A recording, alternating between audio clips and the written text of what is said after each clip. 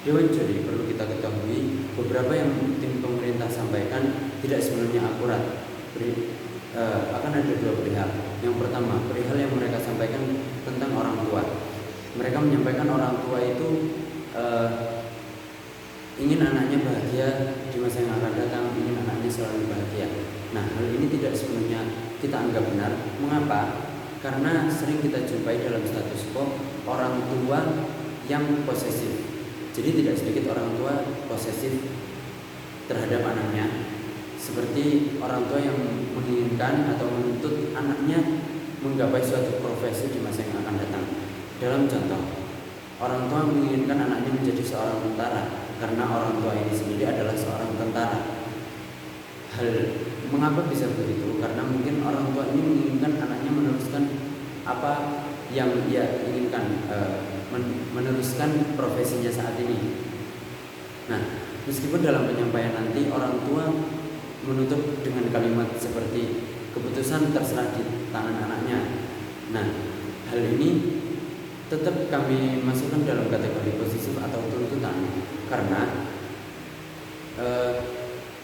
kalau memang anak ini diberi kebebasan, orang tua ini tidak perlulah menyampaikan keinginannya atau tuntutannya kepada anaknya. Jadi benar-benar dari awal dibebaskan.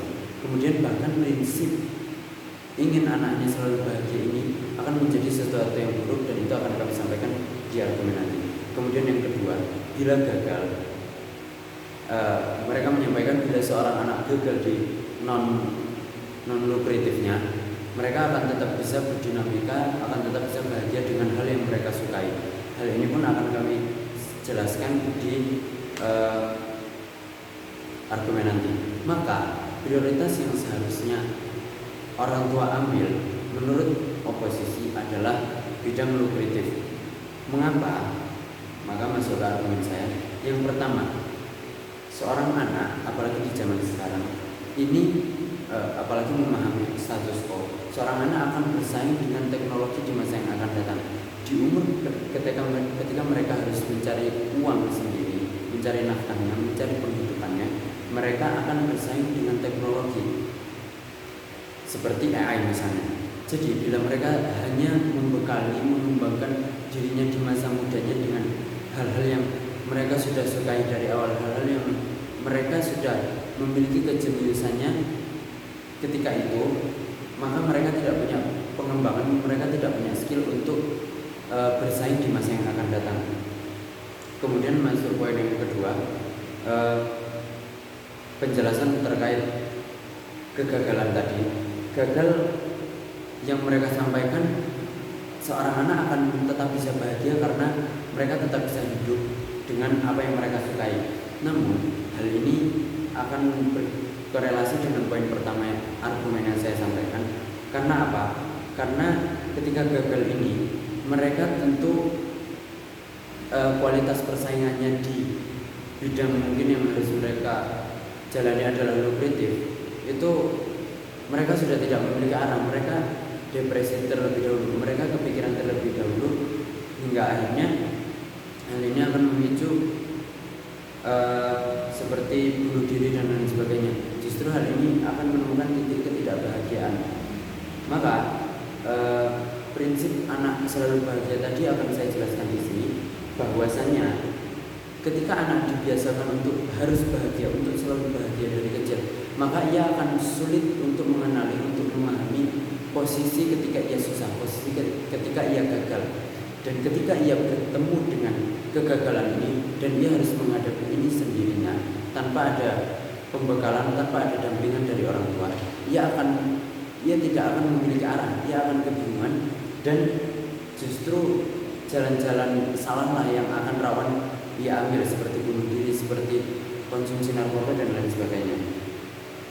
Kemudian poin yang ketiga, ini akan menjadi hal yang cukup kuat sebagai pembelaan kami di oposisi. Karena non lukratif ini adalah hal yang disukai, bahkan ini disampaikan oleh proposisi. Hal non lukratif ini memang biasanya disukai oleh seorang jenius tersebut. Nah, ketika memang hal ini disukai, hal ini akan menjadi suatu habit, menjadi suatu kebiasaan bagi seorang anak. Jadi misal dalam contoh, seorang anak memiliki kejeniusan di bidang bernyanyi. Ia menyukai musik, ia menyukai bernyanyi. Nah, di sela ketika orang tua memprioritaskan media pengembangannya adalah di dalam bidang lukratif, maka anak ini pertama akan terjamin finansial yang baik di masa yang akan datang. Kedua, hal yang dia suka ini, non lukratifnya ini tetap bisa akan terus jalan, karena habit ini yang saya sampaikan tadi akan ia gunakan ketika waktu-waktu luang. Misal, intinya anak ini akan terus memiliki akan